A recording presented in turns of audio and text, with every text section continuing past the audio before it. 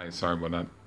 So this is actually another side of the video. I had to stop it because I had to go and try to calm my daughter. Which, yeah. So for the abdominal aortic aneurysms, 5 centimeter, greater than 5 centimeters is considered an indication for repair. They are quite devastating if they rupture. So they're not going to bring a patient with an abdominal aortic aneurysm in the exam, because you don't want 20 people going to examine an abdomen with an abdominal aortic aneurysm.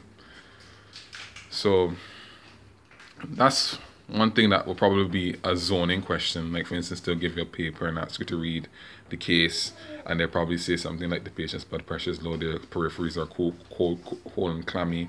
They'll give you a low BP, maybe a high pulse, depending on if the patient's compensated or not. It may be a low pulse if the patient's heading out, meaning about to, crash. That's something that you kind of have to just zoning on. But things like, for instance, lumps, you have to have an idea about a differential diagnosis. Lumps can be lipomas, abscesses. They can be, if they're on the ear or the flesh, it can be keloid skin, hypertrophic scars, depending on if it's at the site of an incision. You have a whole host of things, ganglions.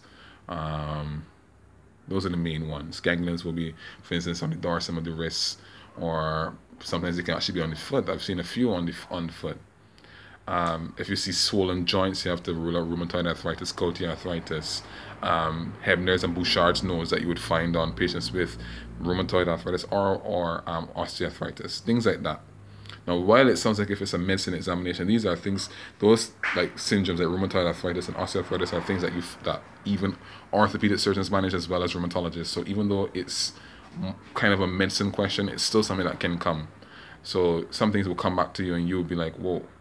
Like I told you, a cardiovascular examination was asked in my examination.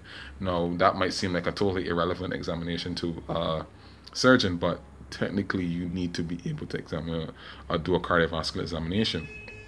So still keep in mind that you might still have to know the basics as well too for this examination. So know the basics, but still in terms of the medical school examinations, cardiovascular, respiratory, gastrointestinal examination, which is the bread and butter of examinations for our general surgeon.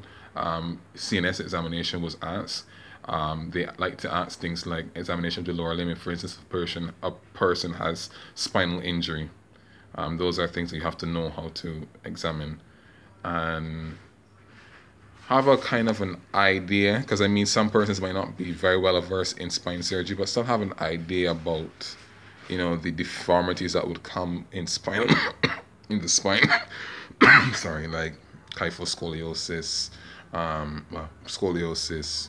You can have, like, when you're examining, you feel steps in the spine. You can have prolapsed discs, sciatica. Just keep that in mind. But it's a very rare question, even though I was asked a CNS station like that. So I'll keep the tips coming. Tomorrow I'm going to try to do a video of me working out, just because I'm on vacation now. So I'm going to try to do some more videos.